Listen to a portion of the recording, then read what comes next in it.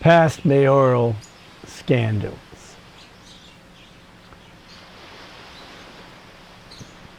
Past New York City mayor scandals. May Adams was indicted, the first mayor of New York City in modern times to be indicted, which is pretty remarkable since pretty much every mayor has had their scandals. Back in 1872, before the 5 boroughs were even consolidated into one city, Oakley Hall, known as Elegant Oakley, because he dressed so nice, was mayor when Boss Tweed ran politics in New York City. Hall was indicted for approving all the phony charges to build the Tweed courthouse.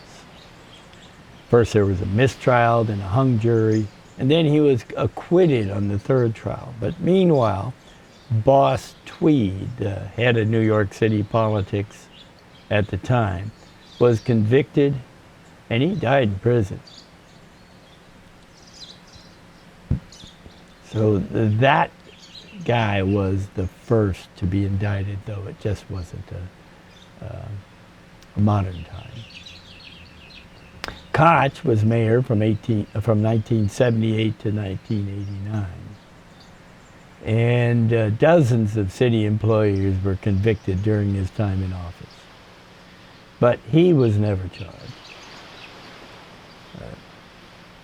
James Walker was mayor in the 1920s through into the Great Depression.